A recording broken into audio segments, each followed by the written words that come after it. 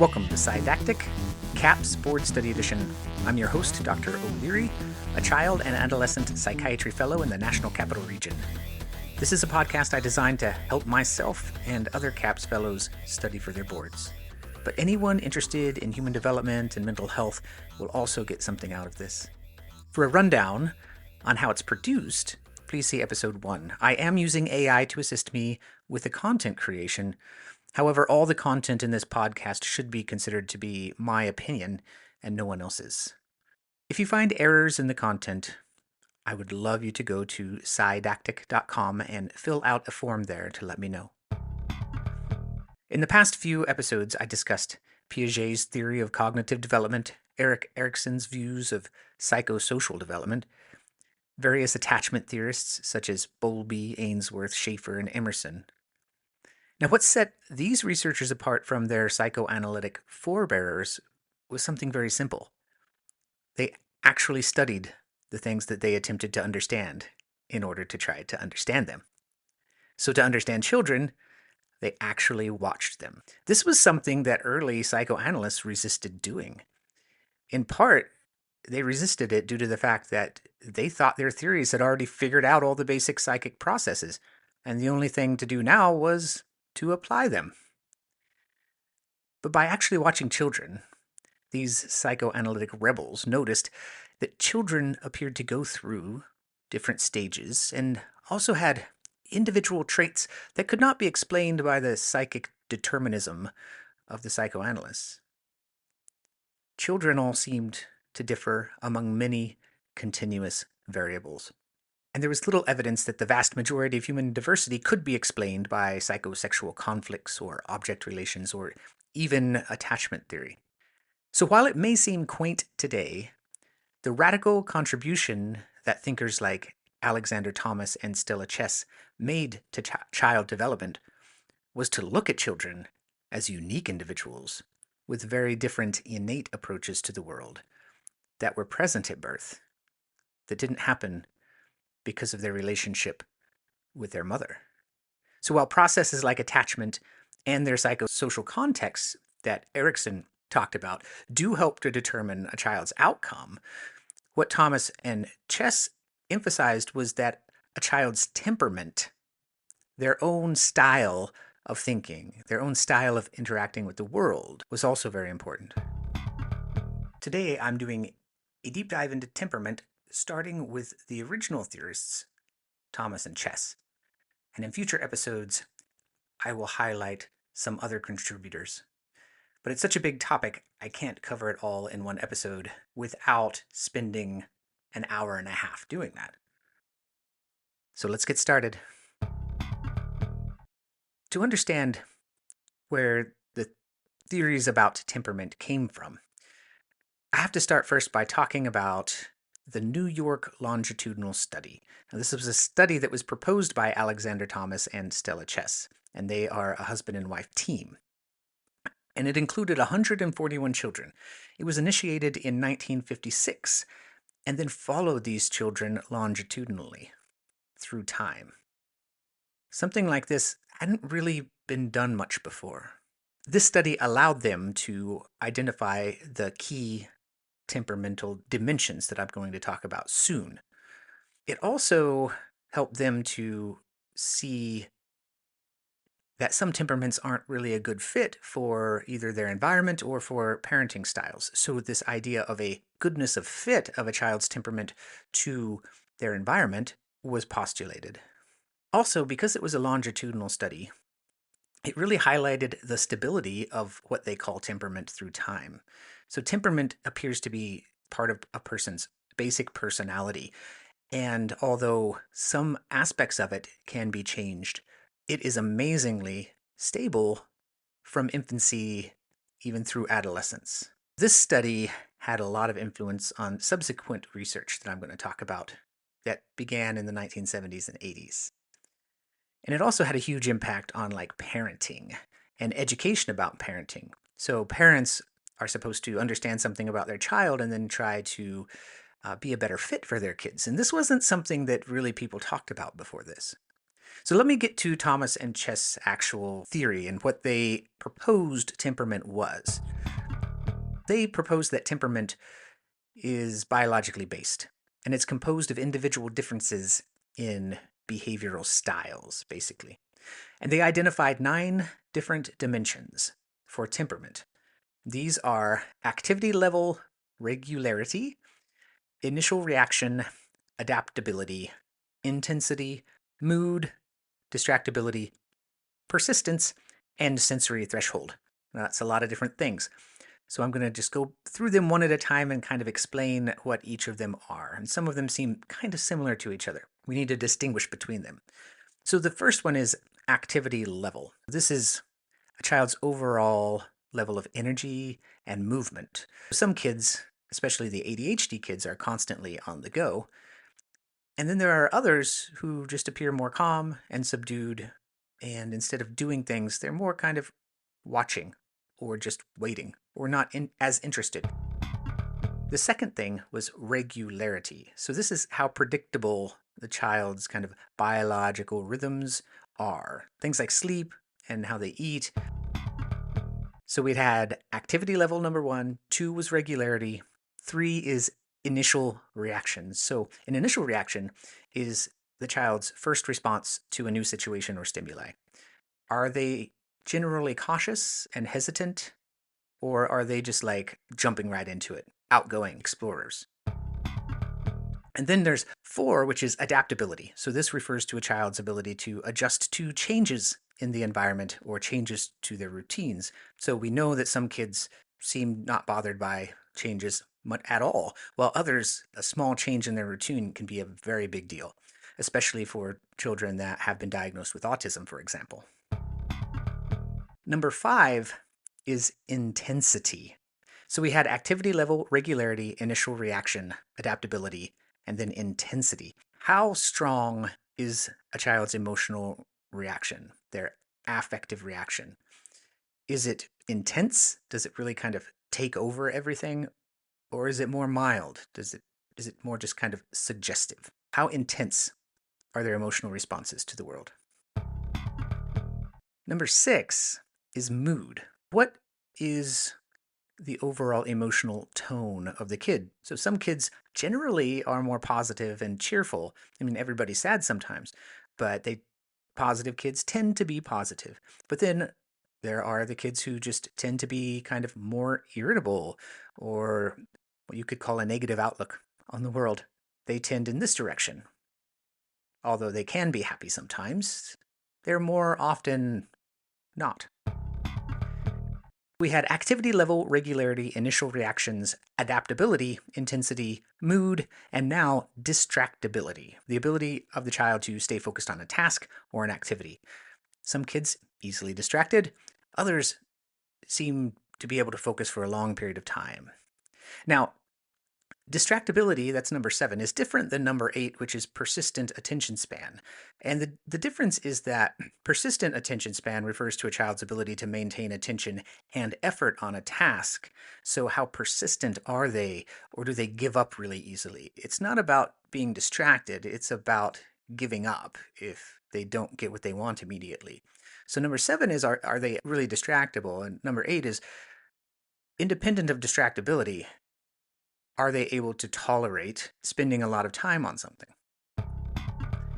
Number 9, the last one I'm going to highlight today, is the sensory threshold, which is how much sensory input can the kid have in their environment before they basically get overwhelmed. So we know a lot of kids with autism have a pretty low sensory threshold, or certain sensory things they have a low threshold for, while others they have a higher threshold. In this formulation, you can consider an overall sensory threshold. Now, taking all those 9 things and considering them, Thomas and Chess came up with just 3 categories that you can lump kids into. These are their temperamental types.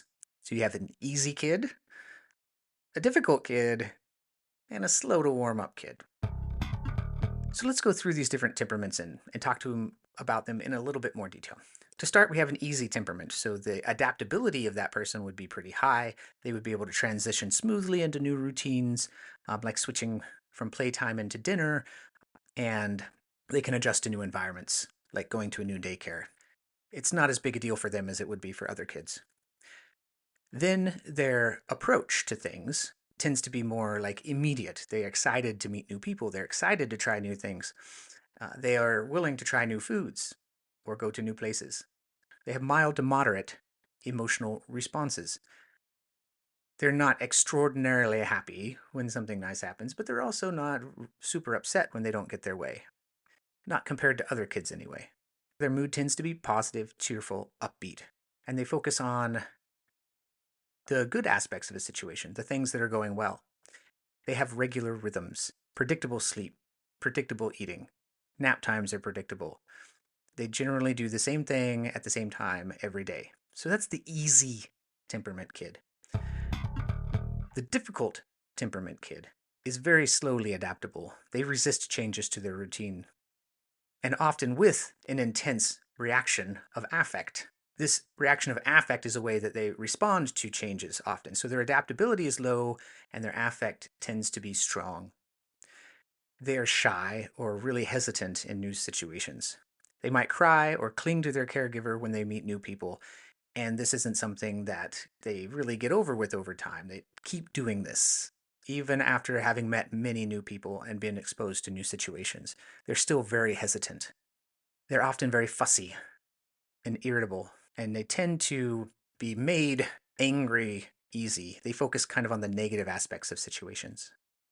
They have a very irregular pattern of life, unpredictable sleep and eating patterns. They may be really hungry at one point and then just won't touch anything the next. They may go to bed super early one day and then the next be extremely difficult to put to bed. So their rhythmicity is irregular. And then there's the slow to warm up temperament. They're adaptable, but they need time to adjust to new situations. They often are the kids who are just observing quietly, but then they gradually start to participate in things. Initially, they withdraw, they're shy, they're hesitant, but with time, that goes away. Their emotional reactions also tend to be pretty mild to moderate. A slow to warm up temperament doesn't necessarily express strong emotions, either positive or negative. They're pretty easygoing in that respect. But their mood overall is kind of serious, a little reserved. They're not necessarily showing a lot of positive emotions, so you could say that it's kind of slightly on the negative or irritable side, but not intensely so, not like a difficult kid. They also have some routines, some regularity, but changes can really throw them off. Small changes can mess all of that up. So their rhythmicity, you could say, varies from day to day, but not as much as a difficult kid. So that is Alexander Thomas and Stella Chess. The thing to know about them is they are the grandparents of Temperament, really the first to longitudinally study children in order to figure out some of these more permanent, less malleable features of kids that contribute to how they interact with the world and how others interact with them. So I want to wrap up today by just highlighting a little bit about how someone's parenting style might interact with a kid's temperament. So let me review parenting styles here really quick. The paradigm that I've been talking about was from Diana Baumrind. I'm not sure exactly if that's how you say it. These were developed in the 1960s. And there is the authoritarian, authoritative, permissive, and neglectful styles. Authoritarians have high demands on their children and low responsiveness to their kids' needs. They set strict rules, expect obedience, they use a lot of punishment, but they're not quick to support the child emotionally or the child's goals. Then there's authoritative, and they also have high demands, but they're highly responsive to a child's needs. They're watching the kid, they're providing the support that that kid needs in order to succeed. These parents set very clear expectations. They enforce rules consistently. That's really important. And they're responsive to their children's feelings. A permissive parent has low demands on the child, but they're very highly responsive. In fact, they're too responsive. They're responsive to every little thing. They're often very lenient. They set few rules. They avoid punishing kids. But if the kids have the slightest little difficulty, they tend to overreact and to over respond to them. And then finally, there is the neglectful parent. And this was added in the 1980s by researchers like Eleanor McCoby and John Martin. A neglectful parent has low demands on their child, but they also have low responsiveness. So they're basically uninvolved and unresponsive to their child's needs. It's the interaction between parenting style and a temperament that can really shape a child's personality and behavior. Here's kind of a breakdown about how parenting styles might interact with some of these different temperaments. Let's start with the authoritarian parenting. So this is the high demand but low responsive type parenting. So children raised by authoritarian parents will probably become very obedient. They'll be respectful, but they'll also may have very low self-esteem, a lot of anxiety, and difficulty with decision making.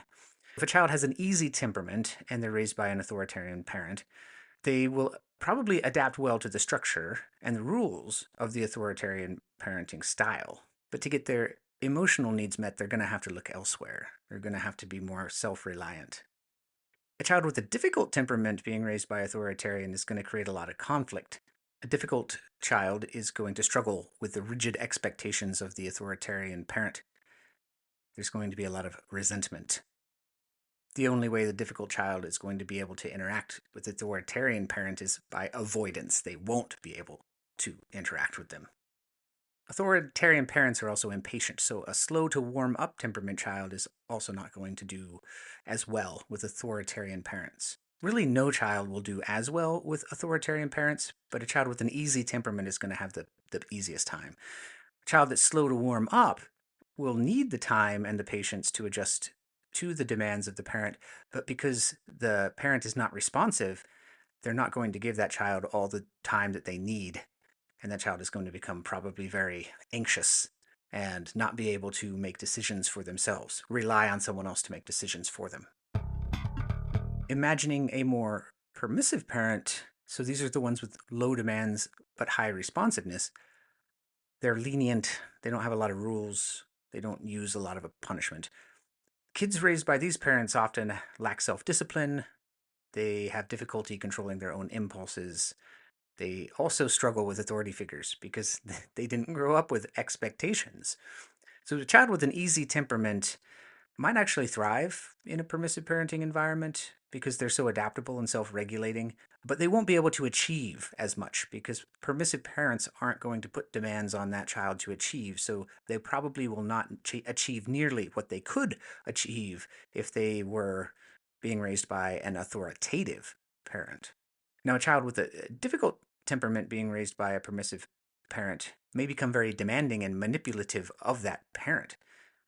They don't really know how to self-regulate, and the parent is not regulating themselves well either. That's part of the reason they're so permissive.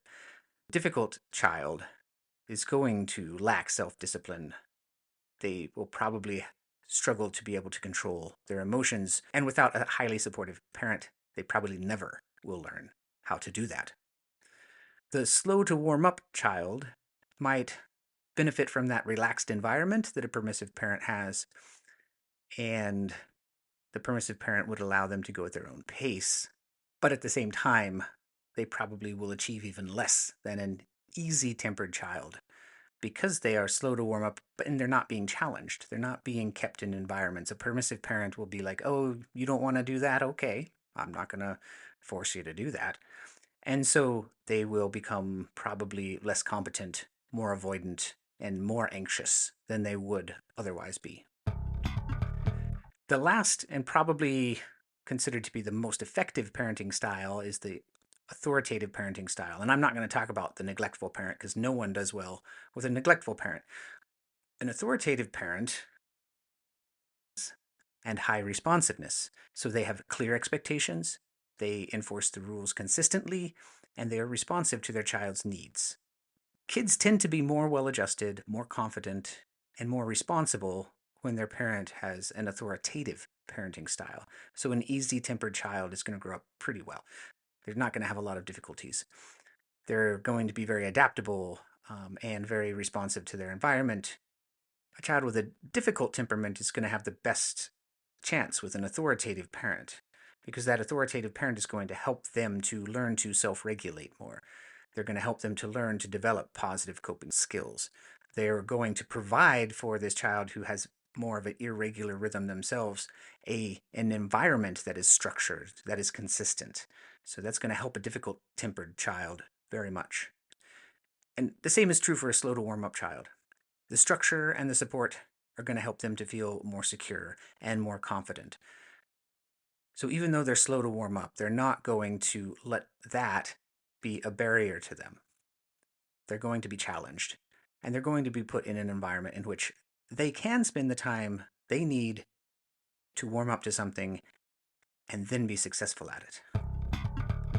But of course, these are all just like general trends and a little bit of speculation, and I'm not even sure that there is such a thing as a parenting style. Like, it's hard to say one parent has a style, right? We all have a combination of styles, and a lot of our styles are very context dependent. So we switch between styles. In some cases, we might be very authoritarian, and in other cases, we might be very permissive, and in other cases, we might be very authoritative. So I'm not sure that one parent has a style, but thinking about it is important when you're thinking about kids and how they're being raised, especially at that moment, how the parents interact with them during the times of crisis.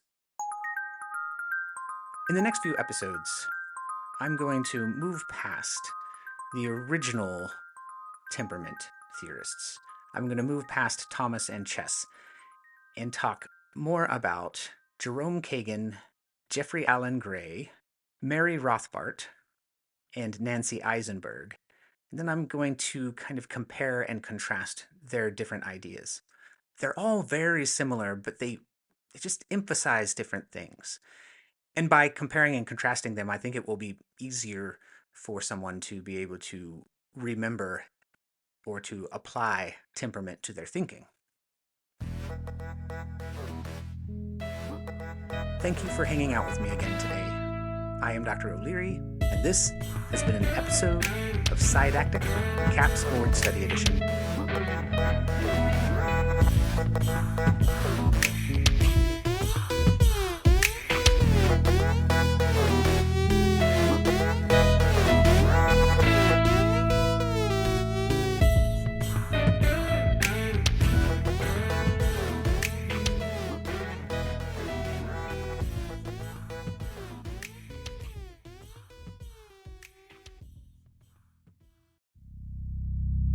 Nothing in this podcast should be considered personal, medical, or mental health advice.